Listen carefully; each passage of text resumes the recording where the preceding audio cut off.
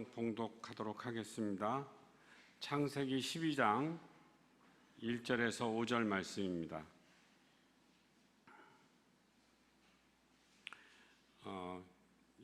1절에서 4절은 교독하고 5절은 합독하도록 하겠습니다. 여호와께서 아브라함에게 이르시되 너는 너의 고향과 친척과 아버지의 집을 떠나 내가 네게 보여줄 땅으로 가라. 너로 큰 민족을 이루고 내가 복을 주어 내 이름을 창대하게 하리니 너는 복이 될지라. 너를 축복하는 자에게는 내가 복을 내리고 너를 저주하는 자에게는 내가 저주하리니 땅의 모든 족속이 너로 말미암아 복을 얻을 것이라 하신지라. 이에 아브라함이 여호와의 말씀을 따라갔고 롯도 그와 함께 갔으며 아브라함이 하란을 떠날 때 75세였더라. 함께 읽겠습니다. 아브라함이 그의 아내 사레와 조카 롯과 하란에서 모은 모든 소유와 얻은 사람들을 이끌고 가나안 땅으로 가려고 떠나서 마침내 가나안 땅에 들어갔더라. 오늘은 본토 친척 아비집을 떠나 이라는 제목으로 김종일 목사님께서 말씀하실 때 많은 은혜가 넘치시길 바랍니다.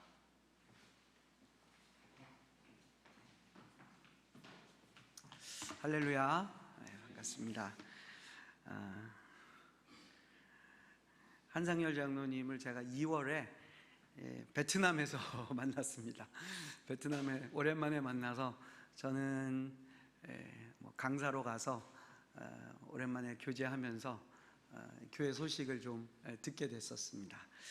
장로님은 훨씬 전에 제가 사랑의 교회 강남 예배당에서 마당 기도회 설교로 오기 전부터 기독 실업인들 그 성경 공부 모임에서 알게 됐었습니다. 그래서 교회 소식 듣고 또 한국 돌아와서 연락 주셨는데 6월 한 달 좀 와서 설교를 해달라 그러셔서 제가 저도 섬기는 교회가 있는데 한 달을 어떻게 빠집니까?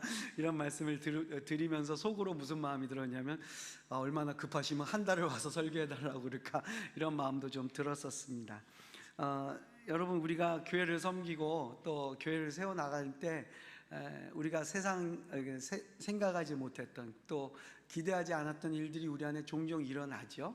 여러분들 우리 인생도 그러지 않습니까? 우리가 바라고 원하는 대로 가는 경우가 뭐 얼마나 되겠습니까? 늘 예상하지 못하고 또 기대하지 않았던 일들 때문에 힘들고 어려운 일들, 또 그것 때문에 우리가 어떻게 보면 오히려 하나님을 의지하고 다시 주님의 이름을 부를 수 있는 계기가 되는 줄로 믿습니다.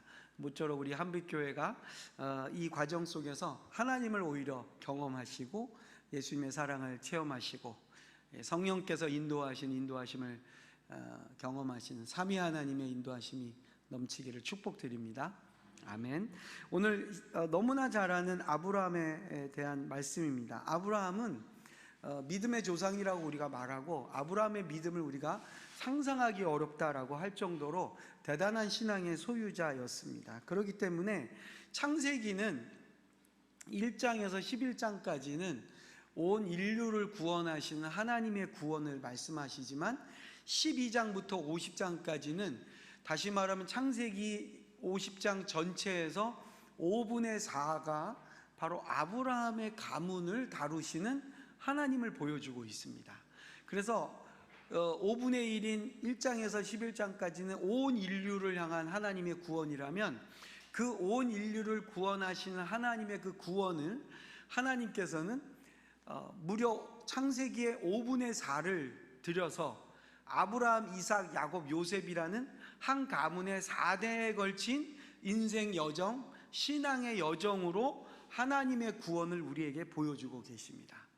하나님은 지금도 온 인류를 통치하시고 온 세계를 다스리시면서 또한 동시에 정말 보잘것없고 정말 눈여겨볼 수 없는 한 가문, 한 집안을 통해서도 하나님의 구원은 여전히 이루어지고 있다는 사실이죠.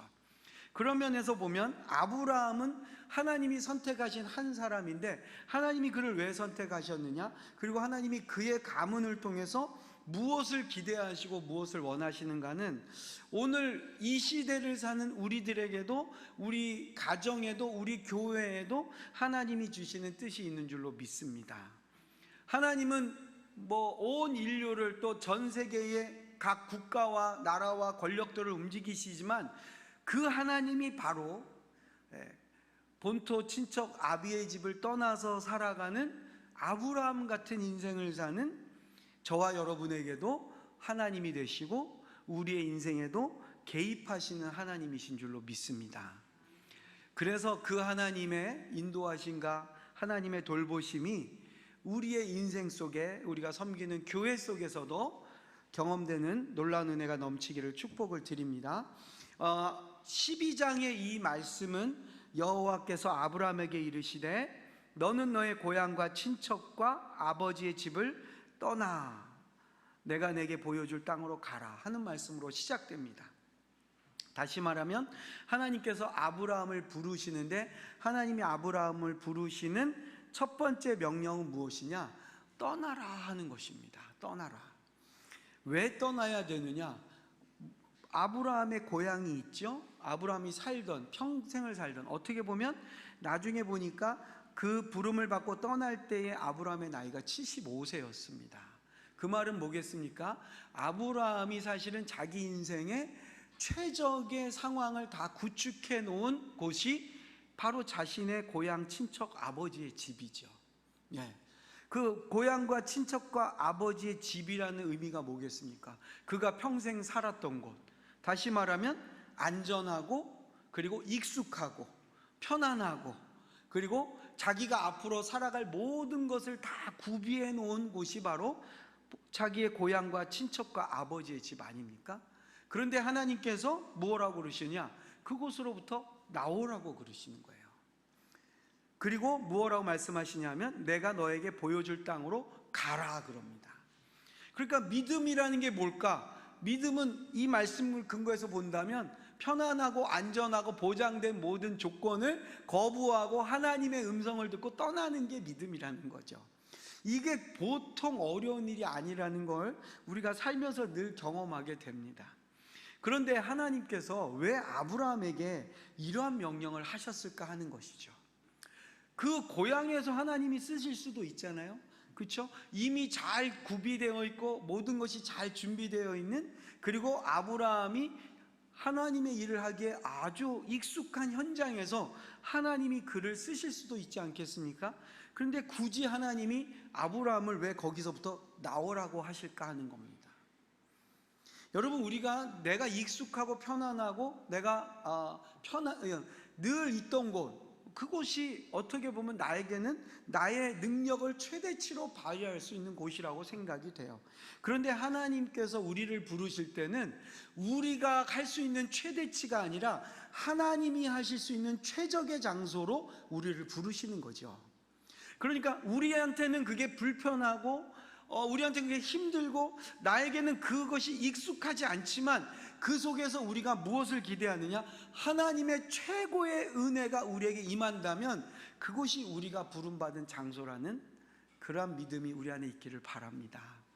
그래서 아브라함이 그곳으로 가야 되는 겁니다. 또 하나는 뭐냐? 오늘 창세기 12장에는 등장하지 않지만 11장을 보면 아브라함이 등장하는 족보가 하나 나오고 있습니다. 이 창세기는 우리말로는 창세기에서 세상을 창조한 기록 이런 뜻인데요, 이게 영어 성경에는 제네시스로 되어 있지 않습니까? 이 제네시스라는 말의 뜻은 뭐냐? 사실은 라틴어 성경으로 따져서 올라가 보면 이 창세기의 또 다른 이름은 족보입니다. 제너레이션.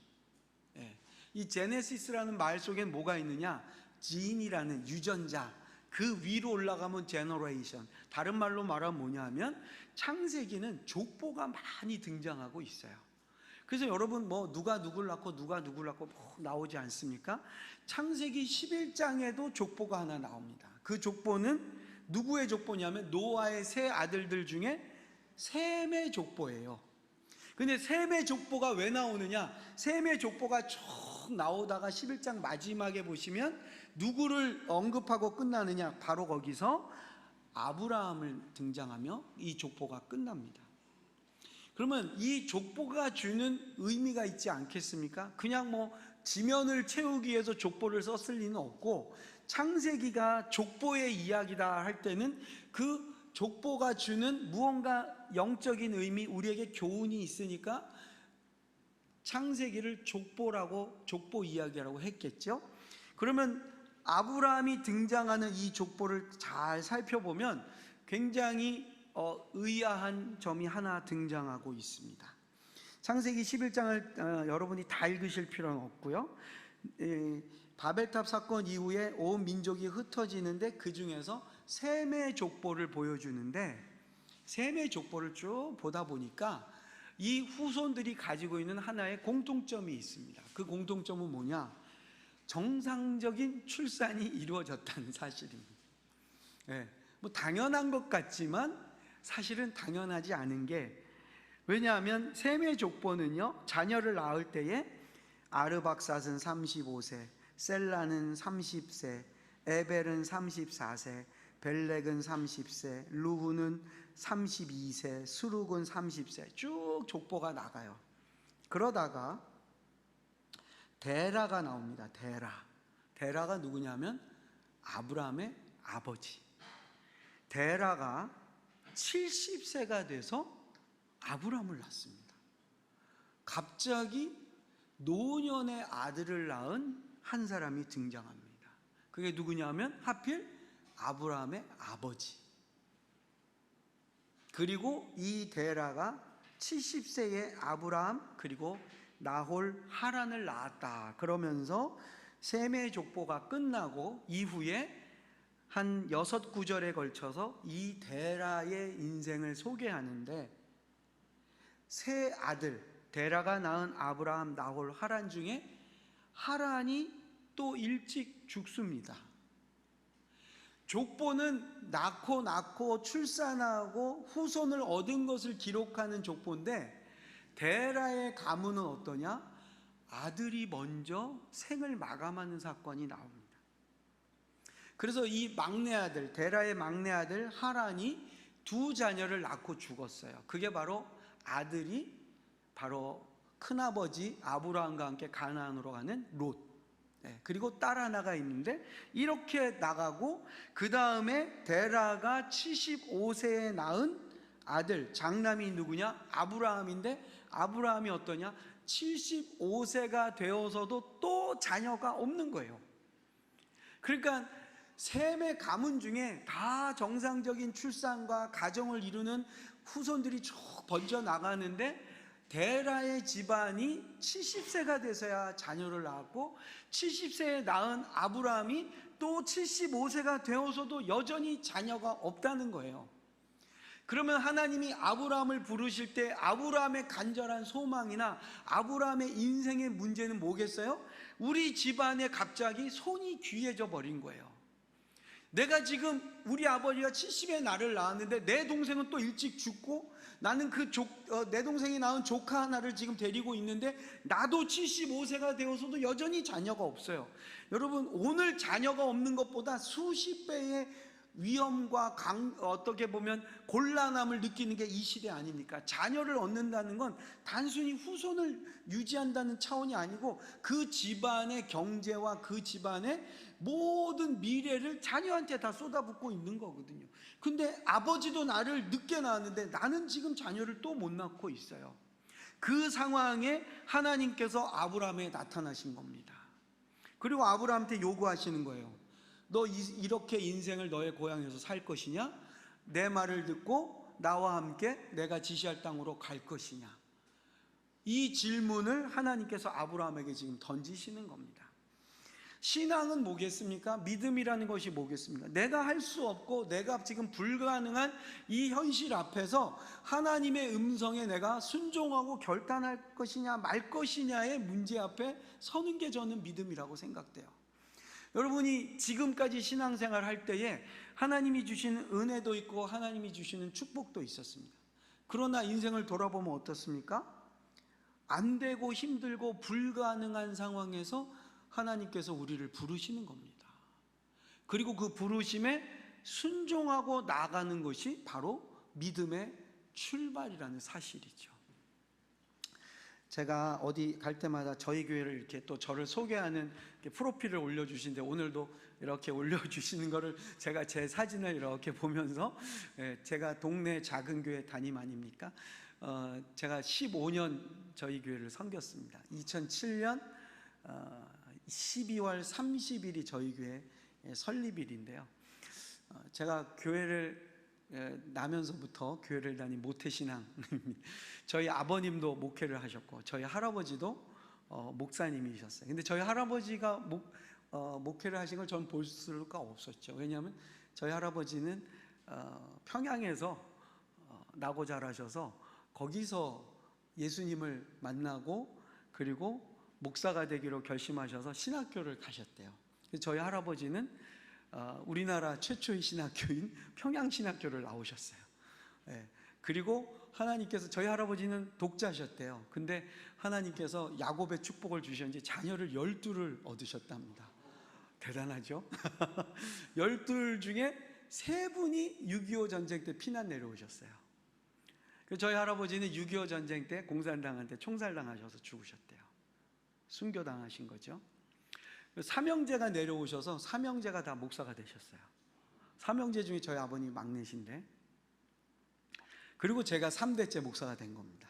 그러니까 저희 사촌형이 저보다 먼저 목사가 되겠다고 신학교를 가셨는데, 저희 사촌형이 총신대 다니다가 군대를 가셨어요. 군대 가서 전방부대에서 근무하다가 군생활하다가 내무반에서 총기 오발사고로 죽었습니다. 그래서 국립묘지에 안치되어 있어요. 그리고 제가 목사가 된 거예요. 그러니까 저희 집안에서 저는 아주 귀한 자녀였습니다. 야, 이제 우리 집안에 3대째 목사가 나왔다. 그래서 제가 목사가 될 때 저희 아버님도 너무 기뻐하셨지만 우리 큰아버님들도 너무 기뻐하셨어요. 근데 제가 교회 사역하고 또 안수받고 하면서 하나님이 저에게 주신 마음은 교회를 개척하자는 그런 마음이었어요. 그래서 나는 교회를 개척해야 되겠다.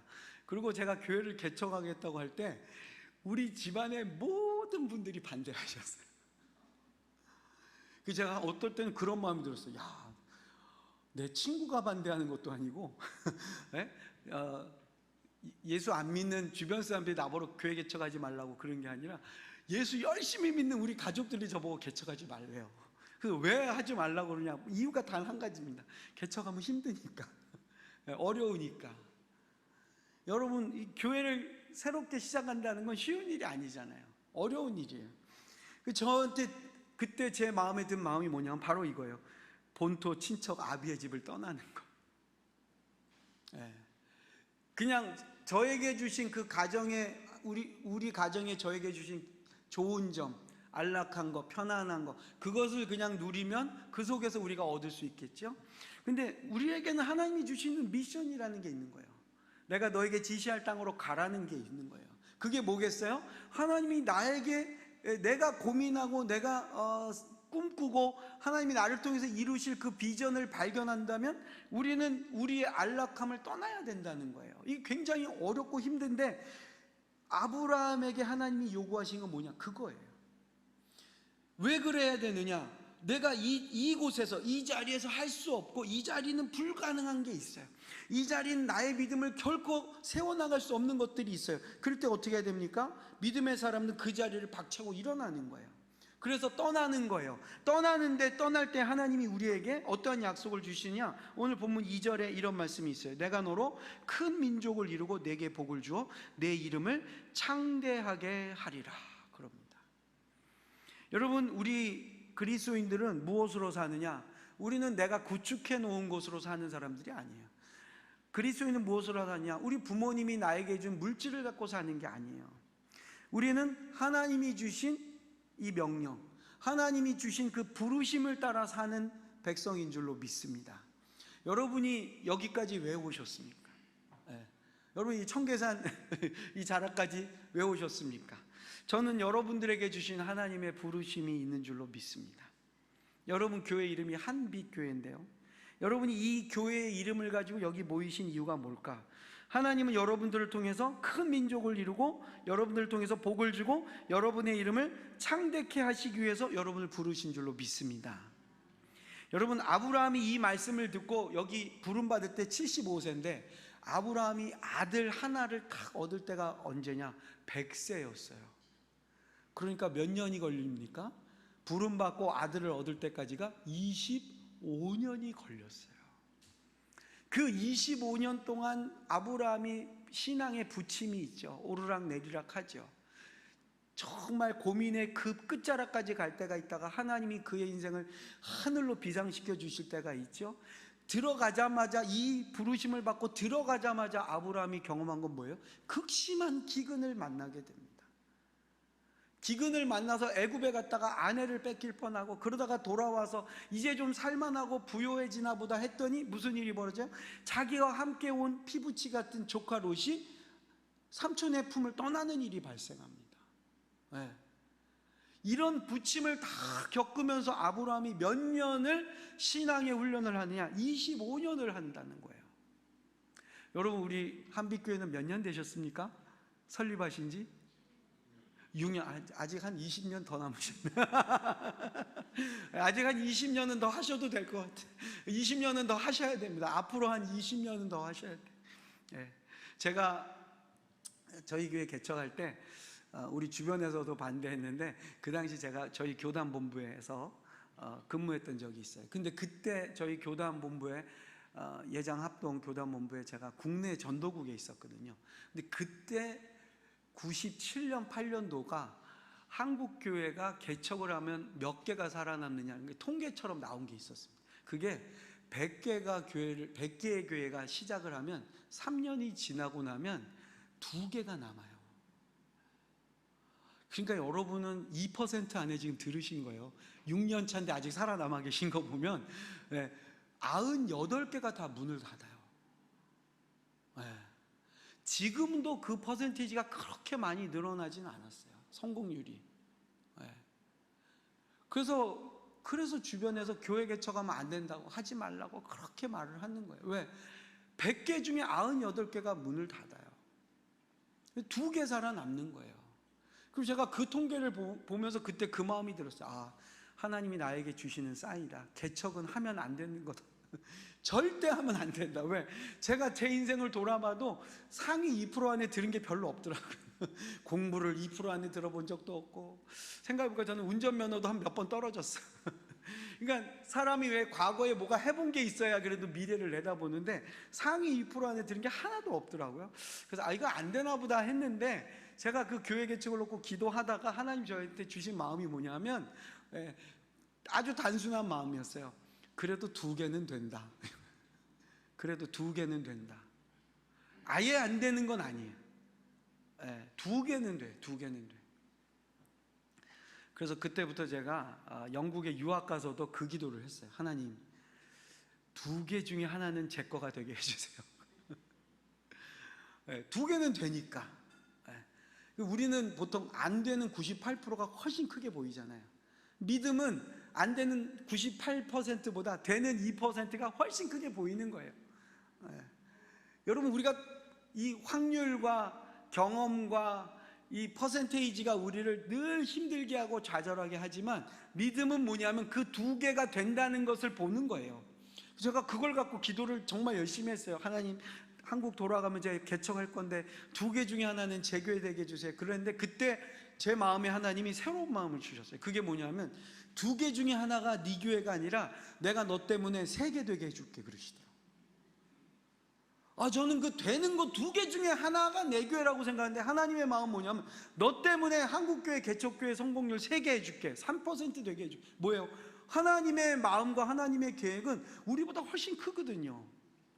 우리는 우리가 생각하고 우리가 바라본 현실적 통계 안에 갇혀 있는데, 하나님은 그 통계 너머에서 일하시는 분이시지 않습니까? 제가 그래서 그때부터 그 기도를 했어요. 하나님, 저 때문에 3% 되게 해주세요. 하나님, 저 때문에 교회 개척 성공률 3% 되게 해주세요. 그리고 제가 2007년에 와서 개척을 했거든요. 근데 15년 동안 저희 교회 안 망한 거 보니까 우리가 2% 안에 들었고 한빛교회도 2% 안에 드셨고 저와 여러분의 교회 때문에 하나님이 3% 만드실 줄로 믿습니다. 아멘. 네. 여러분, 하나님이 우리를 왜 부르시느냐? 안 된다, 못한다, 불가능하다라는 그 땅에서 나오라는 거예요. 그래서 하나님은 아브라함을 통해서 무엇을 보여주십니까? 되는 일을 보여주시는 거예요. 되는 현장 속에 들어가게 하시는 거죠. 오늘 말씀에서 아브라함이 하란을 떠날 때 나이가 몇 세였느냐? 75세였다고 말합니다. 아브라함의 육신의 나이와 아브라함 시대의 그의 나이는 새로운 일을 해야 되는 나이가 아니라 인생을 정리해야 될 나이예요. 네. 그리고 그의 인생은 사실은 더 이상 자녀를 얻기에는 불가능한 나이였습니다. 심지어 이 사명을 받고 들어가는 아브라함조차도, 그의 아내조차도, 그와 함께하는 주변 사람들 모두가 육신의 생명을 사라를 통해 얻을 것이라고 본인들도 생각하지 않았어요. 그런데 하나님은 이들을 통해서 그 일을 이루시겠다는 겁니다. 여러분, 우리가 우리의 인생을 돌아보면 안 되는 거 투성이잖아요. 그렇죠? 못할 것 투성이에요. 근데 여러분, 지금 이 자리에 오실 때까지 와서 보시면 어때요? 안 되는 일 많았고 힘든 일도 많았고 내가 예상하지 못해서 내 무릎이 꺾일 일도 많았지만 잘 돌아보면 어때요? 안 될 줄 알았는데 되게 하신 일들이 있어요. 하나님이 앞으로도 한빛교회를 통해서 되게 하실 일들이 있는 줄로 믿습니다. 여러분, 육신의 나이 때문에 너무 기죽으실 필요가 없어요. 오히려 요즘 우리 대한민국은 젊은 사람들이 제일 기죽어 있어요. 제가 우리 교회 성도들의 분포가 저희도 10대부터 60대까지 다 계시거든요. 처음 시작할 때는 20, 30대가 제일 많았는데 15년 지나니까 그 사람들이 다 40대 돼버렸어요. 그리고 이제는 제 나이 또래 분들이 이렇게 많아지시더라고요. 그래서 제가 저희 교회를 이렇게 보면, 여러분 우리 한빛교회는 어떠신지 모르겠는데 저희 교회 이렇게 보면 60대, 70대 성도님들이 제일 부자세요. 20, 30대가 제일 어려워요. 제가 20대는 어땠느냐? 우리 부모님도 힘들고 나도 힘들고 다 힘들었어요.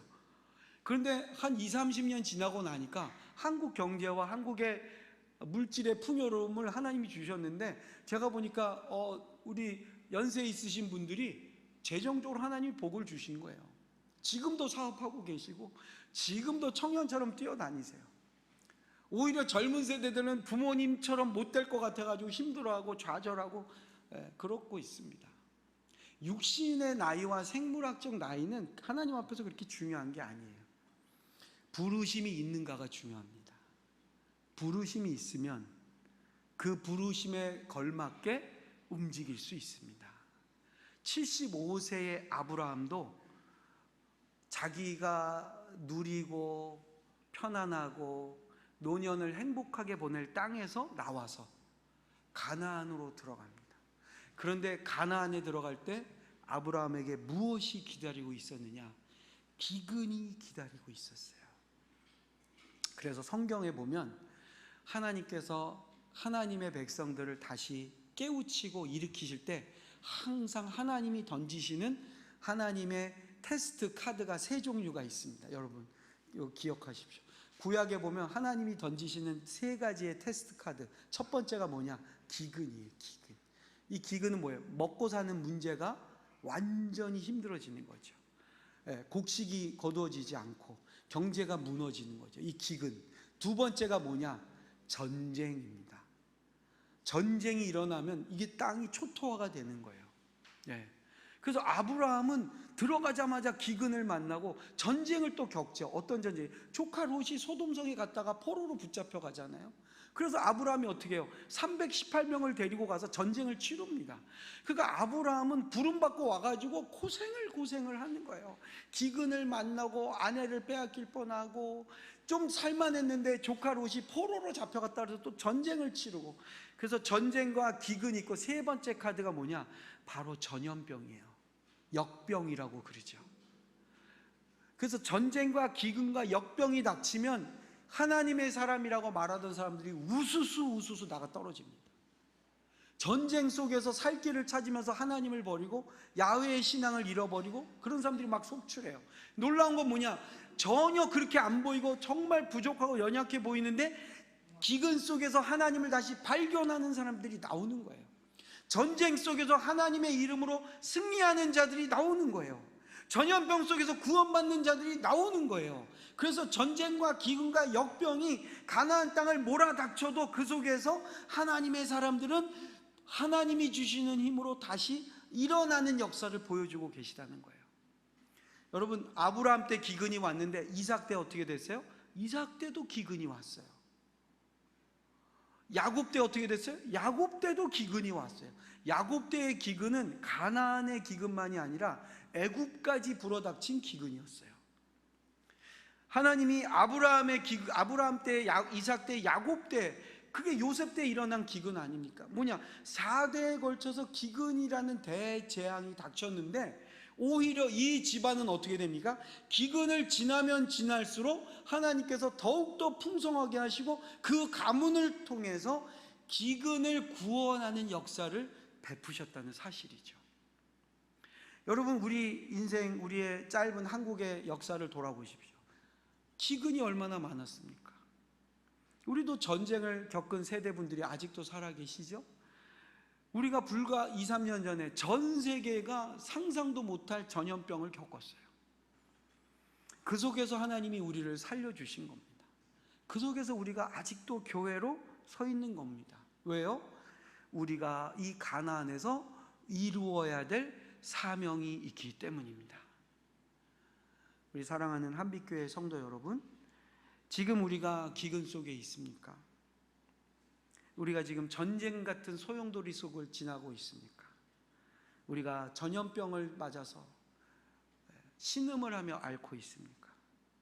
이 모든 환난 속에서 우리의 믿음이 날카로워지고 반짝반짝 빛나고 이 기근 속에서 오히려 하나님이 우리를 가나안에 넣으신 이유를 발견하고 그 하나님의 부르심을, 우리의 사명을 이루시는 한빛교회가 되시기를 주님의 이름으로 축복드립니다.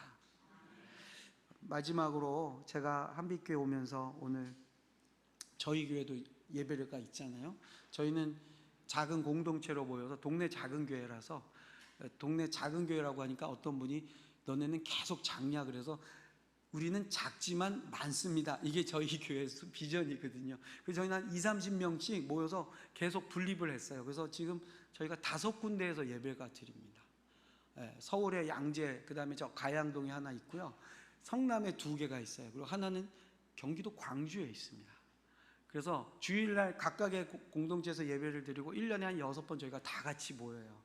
다 같이 모이니까 저희가 전에는 5개 중에 한 군데에서 모여도 다 됐는데 작년부터는 안 되더라고요. 이 정도 공간에 다 앉을 수가 없어요. 그래서 제3의 공간을 빌려서 설립 감사 예배 때는 다 모입니다. 제가 15주년을 작년에 연말에 12월 30일 예배를 드리면서 깜짝 놀랐어요. 14주년, 13주년 때도 없었던 일이 저희가 벌어졌어요. 코로나를 딱 겪고 나서 15주년 감사 예배를 딱 드리는데 놀란 게 뭐냐면 쫙 앉아있는데 저희 교회, 동네 작은 교회 5개 공동체 멤버들이 쫙 모였는데 저희 성도 중에 40%가 외국인이에요. 외국인. 누구냐 하면 경기도 광주에서 일하고 있는 이주민 노동자들, 다문화 가족들, 다문화 자녀들이에요. 그래서 제가 너무 놀랐어요. 왜 놀랐느냐? 야, 이제 내가 영어로 설교해야 되나? 이런 마음 들었는데 감사하게도 우리 외국 형제들은 영어가 필요 없어요. 이분들한테 필요한 건 한국어예요. 왜냐하면 계속 여기서 일하려면 한국어 시험 합격해서 계속 있어야 되기 때문에 외국인이라도 한국어를 잘하고 한국어를 알아들을 수 있는 수준에 돼요. 근데 제가 뭘 느꼈냐면, 야, 우리가 안디옥 교회가 된 거예요. 예루살렘에서 유대인, 토종 유대인들만 모여있던 교회가 안디옥이라는 곳에 갔을 때 어떤 일이 벌어졌어요? 이방인에게 복음이 증거되고 유대인이 아닌 자들이 예수의 제자들로 모이는 교회가 세워지고 그 교회를 바울과 바나바가 가서 목회하면서 안디옥 교회에서 드디어, 안디옥이라는 곳에서 드디어 비로소 그리스도인이라는, 크라이스트 팔로워, 예수 그리스도를 따르는 자들이라는 별명이 생긴 교회가 어디예요? 안디옥 교회잖아요. 그래서 이 예루살렘 교회가 아니라 성령님은 안디옥 교회를 통해서 이방 세계에 복음이 증거되는 선교의 요충지로 안디옥 교회가 쓰임 받았잖아요. 제가 그 마음이 드는 거예요. 야, 우리는 그냥 작은 교회 한다고 열심히 했는데 15년 만에 저에게 주신 마음은 뭐냐? 와, 우리가 이제 안디옥 교회 됐다. 저희가 작년부터 저희 교회가 그 광주에 간 이유가 이주민 노동자들 위해서 사역을 저희가 한 7, 8년 해왔거든요. 그러다가 작년부터 저희가 거기에 있는 다문화 아이들을 접촉하게 됐어요. 그래서 벌써 1년하고 2학기째 다문화 아이들을 위한 저희가 주말 학교를 토요일날 거기서 하고 있습니다. 학생들이 한 32명이 토요일마다 오는데요. 아빠는 다 한국 사람 그리고 엄마는 다 외국인.